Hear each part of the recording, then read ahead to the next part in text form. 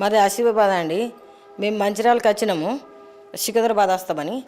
మా కొడుకుంటాడు ఇక్కడ లాలగూడలో. అయితే మంచిర్యాల కాడ మేము బసరాలదని కూర్చున్నాము.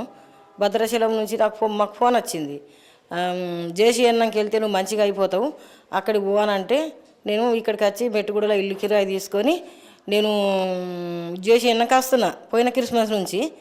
ఇక ఇక్కడికి వస్తూ ఉంటే ఇక నేను ఈ దర్శనం నెరవేరాలని ఇక్కడికి వచ్చిన. మూడు రాత్రులు 3 పగళ్ళు ప్రార్థన చేసిన. దేవుడా నాకు నా హృదయంలో నువ్వు ఉండి నాకు దర్శనం నెరవేర్చాలని అడిగితే దేవుడు కృష్ణన్ గార్డెన్కో మంచిగా అవుతుందని చెప్పిండు. చెప్తే అక్కడికి పోయినా రాత్రి పగలు అక్కడ ప్రార్థన చేసిన. దేవుడు తప్పకుండా వెళ్ళి నువ్వు నీ దర్శనం నాకు నెరవేర్చాలి నా హృదయం అంటే రాత్రి పగలు ప్రార్థన చేస్తే రాత్రి అయిపోయింది. శ్యామ్ కిషోర్ గారు ఇంకా రాలేదు. రాకపోతే చూసి పండుకున్నాను.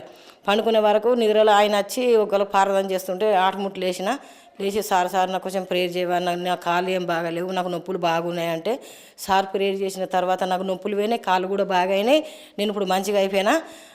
దేవుడికి వందనాలు, శ్యామ్ కిషోర్ గారికి వందనాలు.